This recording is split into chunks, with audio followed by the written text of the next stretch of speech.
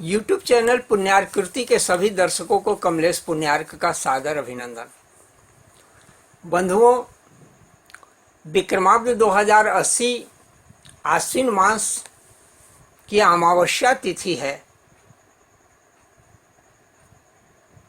पितरों के विसर्जन का आज दिन है इस संवत्सर का, और संयोग से हम गया धाम में हैं। प्रसंगवश हम आपको ये भी स्पष्ट कर दें, या लोग जानते होंगे पुराने दर्शक हमारे, कि हम पिछले 25 वर्षों से हम गया प्रवासी हैं। आज संयोग से अभी आप जो स्क्रीन पर जो एक महानुभाव को बैठे हुए देख रहे हैं, ये विष्णु नगरी मोक्ष नगरी गया धाम के तीर्थ पुरोहित परिवार में से एक हैं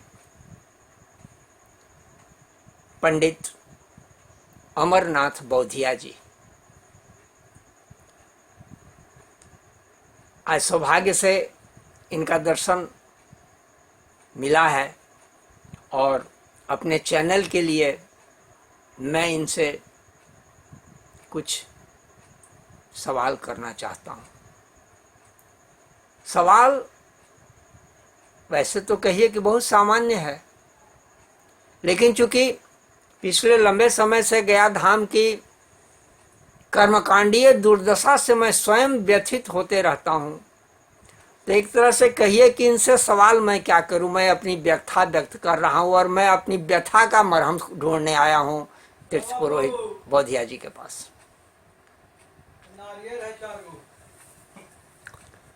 तो अब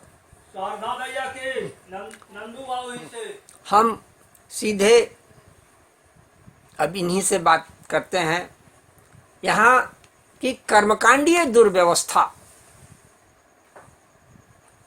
लाखों लाख की संख्या में, कम से कम पूरे वर्ष भर का हिसाब नहीं, पितृपक्ष का हिसाब अगर लें तो लाखों लाख पिंडदानी भारत ही नहीं विश्व के अन्य भागों से भी यहाँ आते हैं, पिंडदान करते हैं, तर्पण करते हैं, दान पुण्य वगैरह करते हैं, चले जाते हैं, श्रद्धा भाव लेके आते हैं, श्रद्धा भाव से चले जाते हैं। ठीक है, लेकिन बारीकी से, गहराई से, सूक्ष्म विचार करके अगर हम देखते हैं तो मुझे ऐसा लगता है, अन्य लोगों को भी ऐसा लगता होगा जो देखने का प्रयास करते होंगे, गहराई से विचार करते होंगे, उनकी मैं बात कर रहा हूं।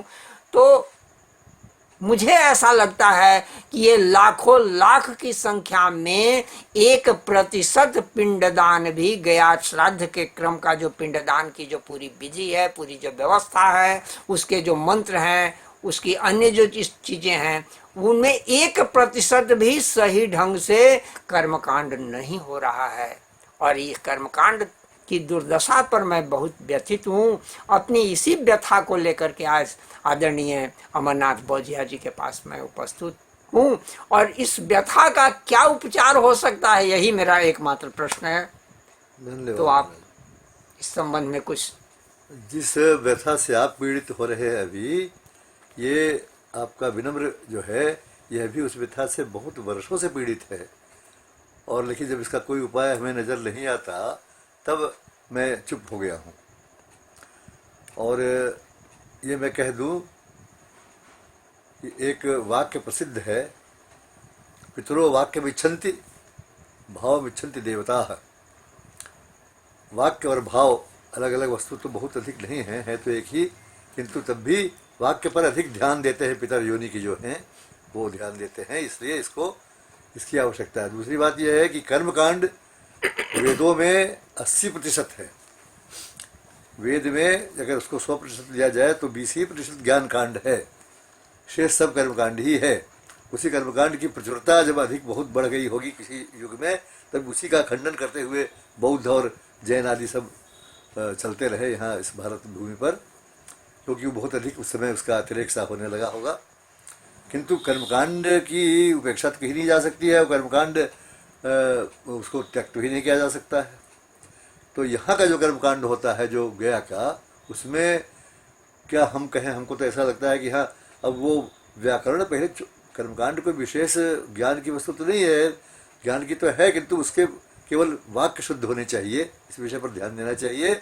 और वो वाक्य शुद्ध करने के लिए व्याकरण, हमारा किसी भी भाषा का व्याकरण आवश्यक होता ही है। यद्यपि बहुनाधीशे तथापि पठपुत्र व्याकरणम स्वजनो ना महाभूत सकलम सकलम सकलम सकृत सकृत, ये एक श्लोक है। तो किसी गुरु ने अपने शिष्य को कहा कि बेटे तुम बहुत अधिक न पढ़ो तो कम से कम व्याकरण जरूर पढ़ना, क्योंकि जिससे स्वजन ना हो जाए। स्वजन कहते हैं अपने आदमी को, और स्वजन कहते हैं कुत्ते को। और सकलम शकलम, सकल कहते हैं समस्त को, और शकल कहते हैं टुकड़े को। और सकृत सकृत, सकृत कहते हैं एक बार को, सकृत सही बार, ऐसा अमरकोश कहता है।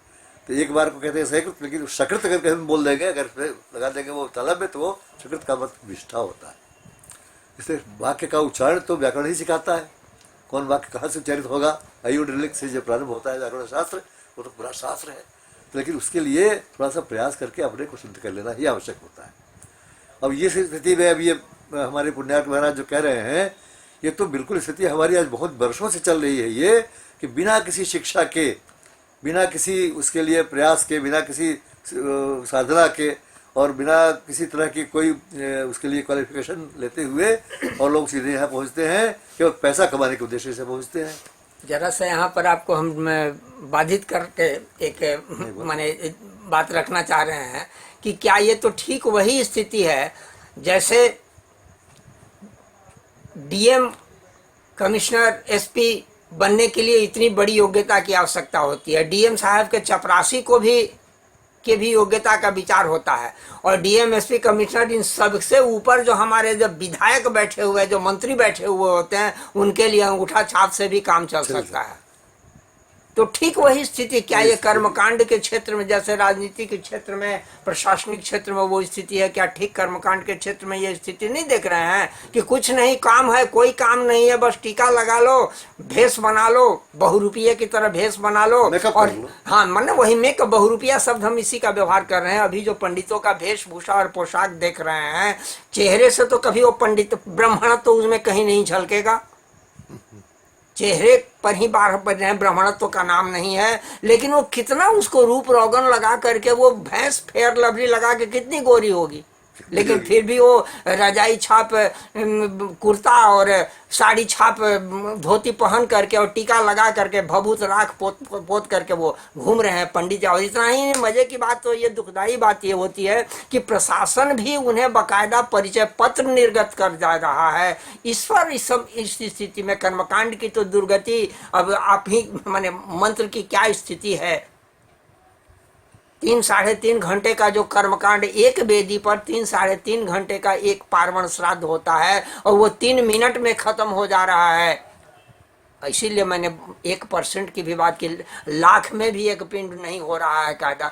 तो इस दयनीय कर्मकांडीय दुर्दशा पर इसके कल्याण के लिए, उद्धार के लिए क्या कुछ किया जा सकता है? कारण कि मेरा व्यथा का केंद्र यही है कि कर्मकांड का उद्धार कैसे हो। ये मैं नहीं कह रहा हूँ कि आचार्य माने सामान्य कर्मकांड कराने के लिए कोई जरूरी नहीं है कि वो संस्कृत के आचार्य ही हों, लेकिन कम से कम प्रथमा मध्यमा का बेसिक जो आधार है उतना तो होना चाहिए। भाषा के ज्ञान बिना हुए उतना तो जरूरी है।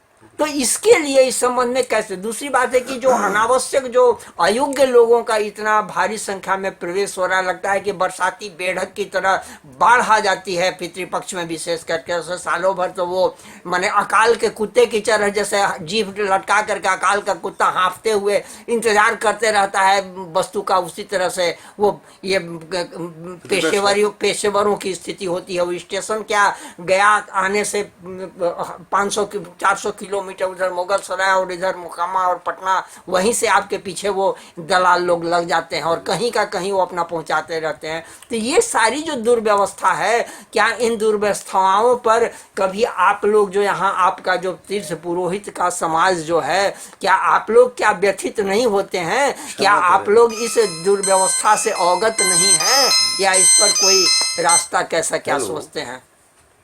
तो आशीर्वाद। इसी पर कुछ सवाल। हाँ, आके दे दिया है, आप ले लीजिए। जी। नहीं तो मेरी इस प्रशासन को पूरा ध्यान इस पर देना ही चाहिए।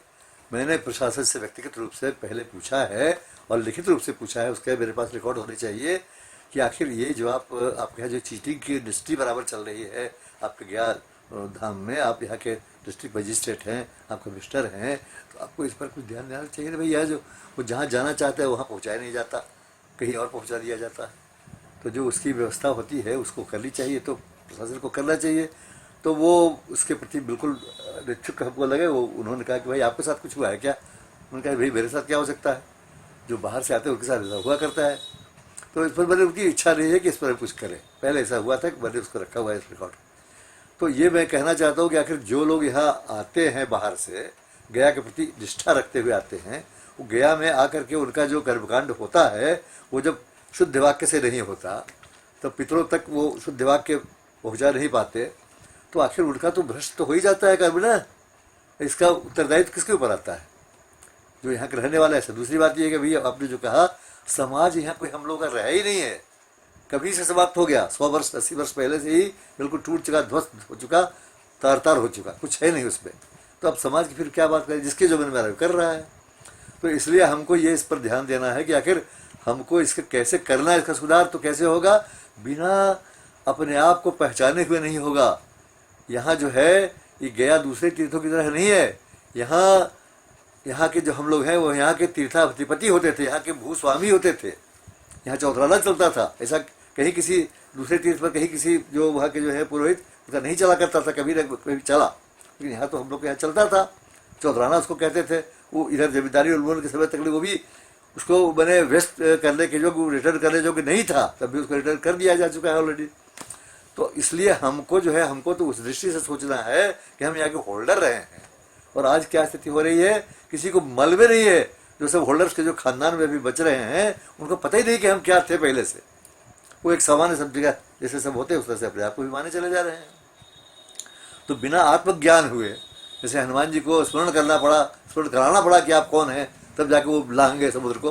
तो उस तरह से अगर जब तक यहाँ जानकारी नहीं होगी कि आखिर हम हैं कौन, तब तक तो फिर कुछ हो ही नहीं सकता है मेरे समझ से।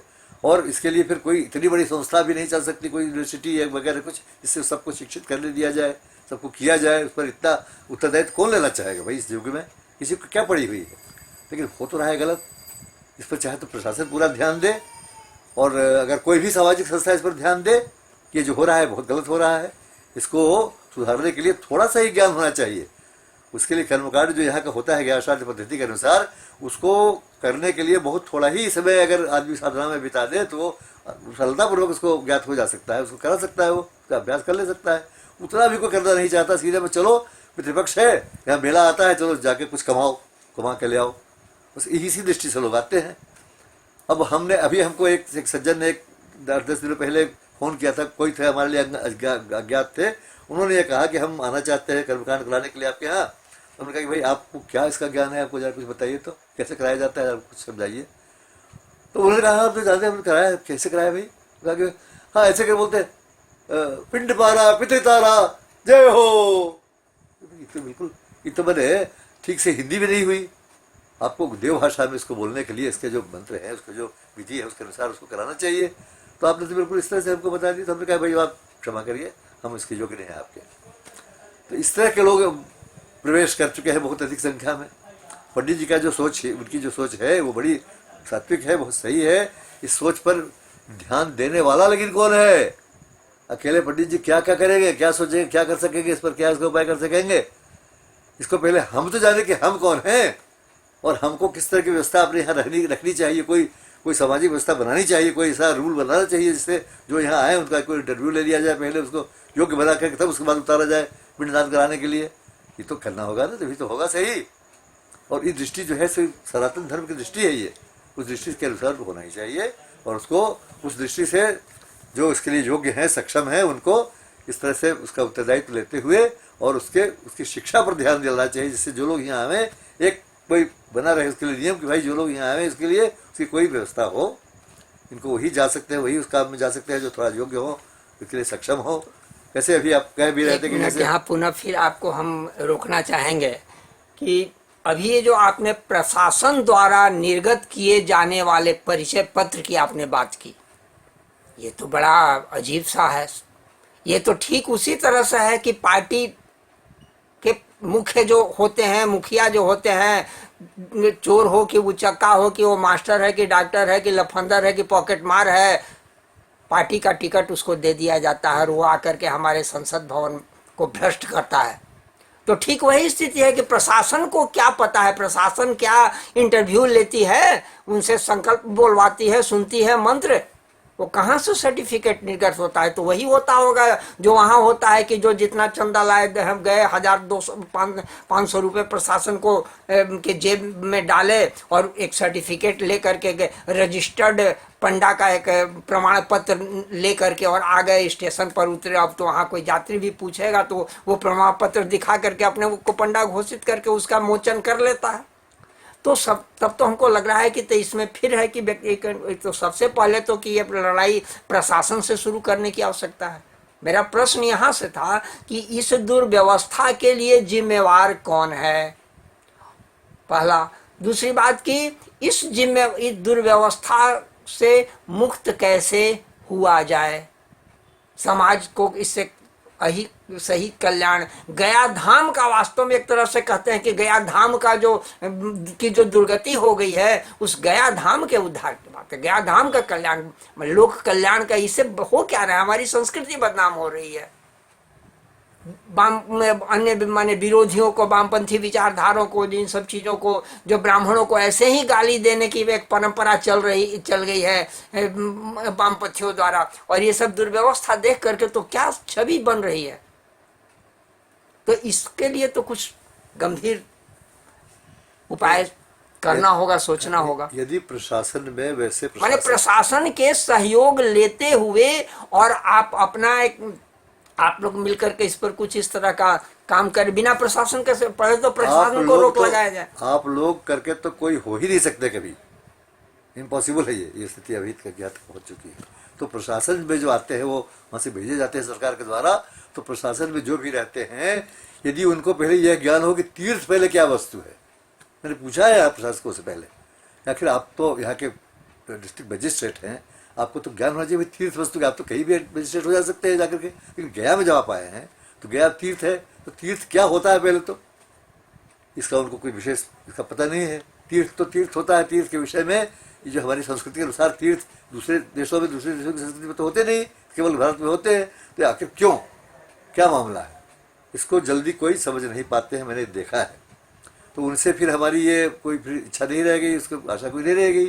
किंतु दूसरे लोग, कोई जागृत लोग जो भी हैं, कम से कम यहाँ के या यहाँ से बाहर के भी, अगर इस पर विचार करके कुछ ऐसा संगठन बना ले और कुछ ऐसा कार्य प्रारंभ कर ले जिससे उनको थोड़ा मुलायमियत से ही जो आते हैं बाहर से यहाँ कमाने के लिए, इसमें थोड़ा उनको प्रेषित किया जाए कि भाई देखिए थोड़ा सा आप परिचित जरा हो जाइए, कुछ आप अपने को योग्य बना लीजिए, तो उस पर भी प्रभाव पड़ेगा। जो आपसे करवा रहा है पिंडा वो भी प्रभावित हो सकता है। फिर भगवान प्रसन्न हो गए, पितर लोग प्रसन्न हो, क्योंकि पितरों वाक्य विच्छन्ति, आपका वाक्य पहले शुद्ध होना है आवश्यक है।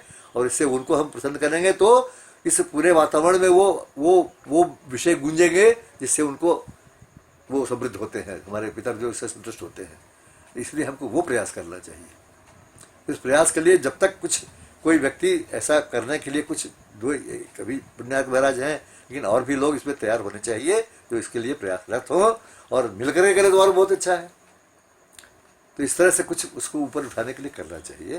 प्रशासन तो हमको लगता है इसमें आशा नहीं, क्योंकि यहाँ को एक तो सरकार यहाँ की उल्टी है, अभी तक तो यही उल्टी ही चल रही है। तो अब उससे तो हमको कोई आशा नहीं है कि हमको बहुत अच्छा प्रशासन यहाँ पर सरकार और राजनेताओं से बहुत आशा हम जो लगाए बैठे हैं। यही नहीं, सुनिए ना, बगल में जो हमारी यूपी है, हाँ, उत्तर प्रदेश की जो सरकार है, वो तीर्थों के प्रति सचेत है। तो बैठे हुए तो वहाँ पर वो तीर्थाधिष्ठाता स्वयं है, योगी है। कुछ ऐसी व्यवस्था हो, हाँ, जो ऐसी सरकार, और योगी और मोदी तो दो ही है ना, सनातन धर्म संस्कृति को बराबर, सनातन धर्म के रक्षक जो हैं, करना चाहते हैं।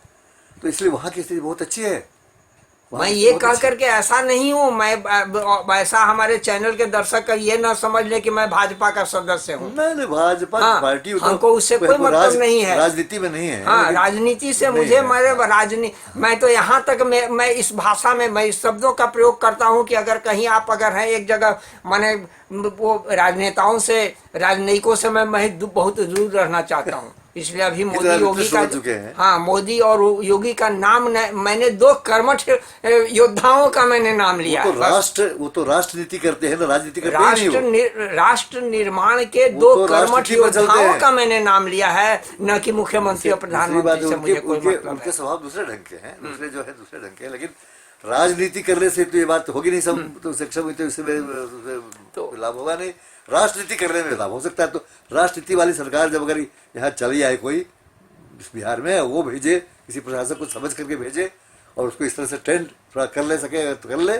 खैर और ये उसके तो बाद भेजे। लंबी लंबी दूरी प्रक्रिया है वाली बात हो तो गई, ये कम से लेकिन कम शेष जो है प्रशासन को छोड़ के जो लोग हैं, जो अपने को नेता मानते हैं, नेता का मतलब नायक, आगे ले जाने वाला, हाँ। नेता शब्द का ये अर्थ है।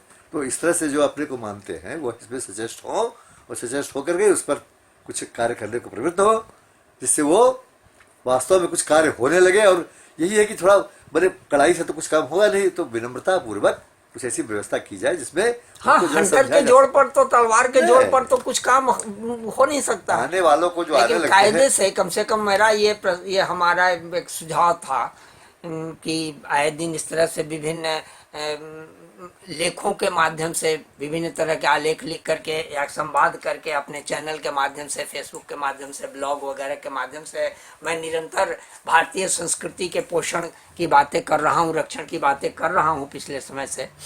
मेरा ये प्रश्न एक अनुनय है एक तीर्थ पुरोहित के नाते कि कुछ और यहाँ के अन्य लोगों से भी मैं समय पर चाहता हूँ कि उनका भी साक्षात्कार मैं लेकर के अपने मैं चैनल बहुत पर सोच विचार मैं के डालूं। ऐसे व्यक्तियों का आपको लेकिन हाँ, बनाऊंगा जिससे आप मिल लेकिन सकते हैं। हम ये चाहते थे कि दो चार ही, जैसे एक व्यक्ति आपके माध्यम से कोई 5 व्यक्ति ही ऐसे चुन करके आप हमें दें जिनको विधिवत आप अपने स्तर, आप स्वयं विद्वान हैं, आप उन 5 व्यक्तियों को प्रशिक्षित करें।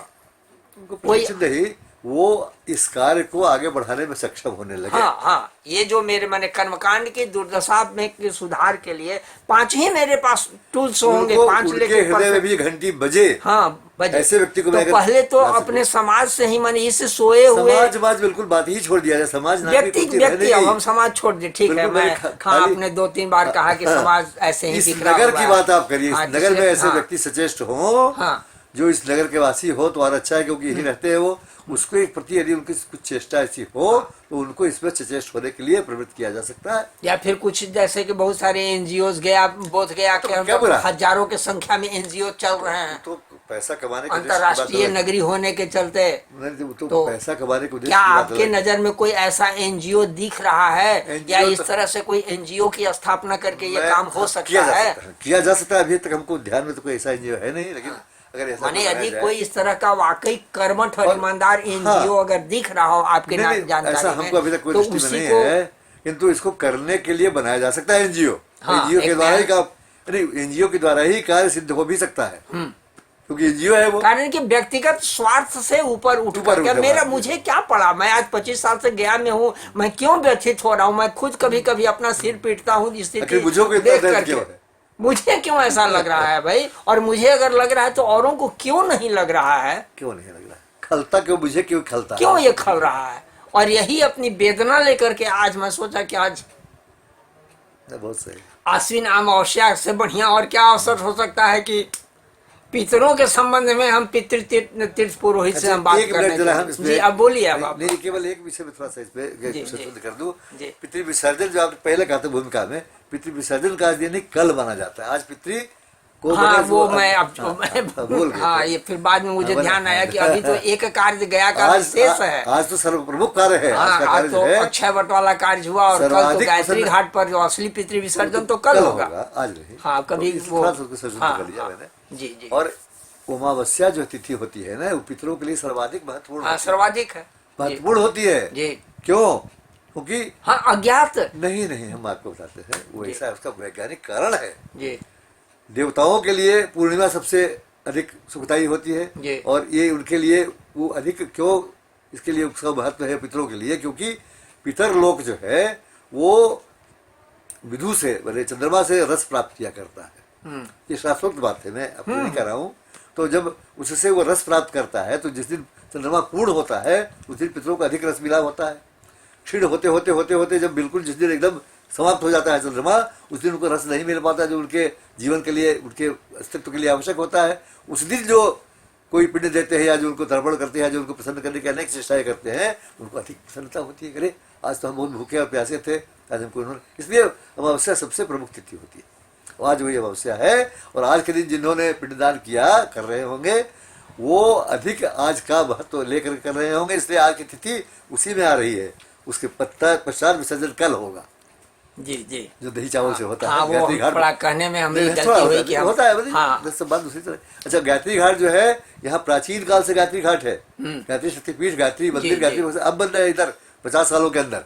और बहुत ये तो प्राचीन है, बने जब से गया हम है। इस गायत्री घाट, गया नगर के इस गायत्री घाट को वर्तमान एक संस्था विशेष, जो एक संप्रदाय विशेष जो गायत्री परिवार, उससे इसको कोई समझ नहीं, कोई समझ नहीं। अरे वो प्राचीन काल से स्वतंत्र, है। हाँ, वो गायत्री। अच्छा, और जी, यहाँ जी, जो है गायत्री, सावित्री और हाँ। वो सरस्वती, जी। 3 है गया में। जी सावित्री यहाँ सरोवर है, सावित्री मंदिर है यहाँ, जी। और गायत्री कही रहे हैं, और सरस्वती यहाँ है जहाँ पर संगम हुआ है सरस्वती का उस नदी में। तो ये तीनों के लिए अगर अमावस्या को किया जाता है तो और अधिक महत्वपूर्ण है। नहीं तो किसी भी इसकी यात्रा होती है, तीर्थ यात्रा पहले से चली आती है। प्रातः काल गायत्री में जाके गायत्री जब करो, गायत्री मंदिर में यहाँ जो है मध्याह्न में जाकर सावित्री और गायत्री तो एक ही है, और वहाँ जाके फिर संध्या वंदन करो, मध्याह्न काल संध्या और सायंकाल संध्या वहाँ जाकर के सरस्वती में करो। यह मैंने भी किया है एक बार, और हमारे गुरु जी एक बार कर चुके थे। बोले कि इतना पैदल चलना आजकल के लिए नहीं होता है भाई, आजकल के युग में लोग सुविधा होगी ज़्यादा है, तो लेकिन इसका बड़ा भारी महत्व। इसलिए गायत्री मंदिर यहाँ जो है प्राचीन कालीन है, उस गायत्री की मैं बात कर रहा हूँ, वहाँ किसका विसर्जन होता है। तो ये तो होगी बात। आगे हम वही कहना चाह रहे हैं कि जब तक कि अगर इस ढंग से कोई इंजीनियर अगर नहीं बनाया जाएगा, कोई ऐसे लोगों को प्रयास करके संगठित किया जाए, ढूंढ करके लाया जाए जो ऐसे में कुछ रुचिमान हो, वो कुछ ऐसे लगा कि नहीं भाई हमको भी खल रही बात है, जैसे पंडित जी खल रही बात है, पंडित जी को बात अगर खल रही है तो मुझे भी तो कुछ खलना चाहिए भाई, आखिर इनको ही क्यों खेल रही है भाई। तो इसलिए ऐसे व्यक्ति अगर सजेस्ट होंगे तो एक संगठन बनेगा, और इस तरह से कुछ प्रयासरत लोग होंगे तो इसको सुधारा जा सकता है। ये बड़ा अच्छा विस्तृत प्रयास करना चाहते हैं ये। अब इस प्रसंग को समाप्त करते हुए अंतिम एक निवेदन आपसे मैं ये करना चाहता हूँ कि कुछ अन्य लोगों के विषय में मुझे जानकारी दें, या आप अब इस चैनल के माध्यम से तो लोगों तक बातें पहुँचेंगी ही, लेकिन आप अपने स्तर से कुछ ऐसे लोगों को जानकारी दें। मैं इस योजना को, अब मेरी इस व्यथा को, योजना अभी क्या इसको कहना है, व्यथा इसको कहेंगे, कि जैसे मैं व्यथित हूँ, आप इस व्यथा को समझ समझ रहे हैं। व्यथित हो चुके हैं, आप हमने छोड़ दिया, हो चुके हैं, हमने व्यथित होना छोड़ दिया। हाँ, ये भी आपने बहुत अच्छा कहा कि अब इतना व्यथित हो गए कि अब क्या व्यथित होना, विसर्जित कर दिया, जो तो होने वाला नहीं लगता। हाँ, वो तो कहिए कि अब अभी तुम मैंने कहिए कि मुझे अभी नई नई ये बीमारी लगी है व्यथित होने वाली। आपके हृदय में घंटी बजा दी है भगवान ने, विरासत है पहले। तो कुछ और ऐसे 5-10 लोगों का आप मुझे नाम सुझाएं और परिचय समय पर कराएं, और मैं आगे उन लोगों से भी मैं मिलना चाहूंगा। मैं समय लेता हूं आपसे, हाँ, और इसके लिए मैं प्रयास करके आपको ढूंढ करके बताऊंगा। और मैं इन सारी चीजों के लिए पुनः मैं आपको कष्ट देना चाहूंगा। अरे इसमें कष्ट वाला बताइए, ये तो आप तो इतना बड़ा प्रयास करना चाह रहे हैं, इसमें तो हमारा सहयोग हो तो हम कृतार्थ अपने को फील करेंगे, कष्ट कैसा। चलिए, ये प्रभु की कृपा है, बिल्कुल प्रभु की कृपा है, पितरों का आशीष है, निमित्त मात्र भव सभ्यसाचना। हो सकता है कि मुझे ये निमित्त इस तरह से गया की छवि जो बिगड़ रही है, गया की मैंने अभी मैं पूरे छवि तो पूरे कर्मकांड की बिगड़ रही है। कम से कम गया तीर्थों, सभी तीर्थों की बिगड़ रही है। अब तीर्थ जो है वो तीर्थ रह नहीं गए, वो पिकनिक स्पॉट बन गए हैं। भीड़ बढ़ी है, पहले के साधन बढ़े हैं पहले की तुलना में, इसलिए भीड़ बढ़ी है। लेकिन हम कर क्या रहे हैं, प्रबोध नहीं, लाखों की संख्या में तो वाटर बोतल फेंक करके आ रहे हैं बद्रीनाथ में, केदारनाथ में। तो ये तो व्यथा तो आंखें रहेंगी, कान सुनेंगे, दिमाग सोचने वाला रहेगा, तो व्यथित तो होना ही है ना। तो अब इसी प्रसंग के साथ अब बहुत अभी का बहुत ये धन्यवाद आपको। प्रसंग समाप्त करना चाहता हूँ। आप एक बड़ा और प्रयास करना चाहते हैं। दर्शकों से मेरा निवेदन है कि आप नियमित रूप से हमारे चैनल को सुनते रहिए। जो बंधु अभी तक सब्सक्राइब न किए हो इस चैनल को सब्सक्राइब कर लें, लोगों को शेयर करें। एक बात मैं पुनः यहाँ स्पष्ट कर दूं कि इसमें मेरा व्यक्तिगत स्वार्थ रत्ती भर भी कहीं कुछ नहीं है। क्या करूंगा व्यक्तिगत स्वार्थ की? नहीं, हो भी अगर स्वार्थ का हाँ, बुरा क्या है भाई? नहीं, फिर अच्छी व्यक्तिगत बात- स्वार्थ मेरा यही है कि लोक का सनातन संस्कृति छवि का सुधरे। कल्याण हो, कर्मकांड की दुर्दशा का सुधार हो। तो धन्यवाद। पुनः कुछ ऐसे ही प्रसंगों को लेकर के हम आपके समक्ष उपस्थित होंगे। तब तक के लिए कमलेश पुण्याल नहीं, को बहुत धन्यवाद। अनुमति दें। आप जहां भी रहें स्वस्थ रहें, सानंद रहें, प्रसन्न रहें। हरिओम तत्सत।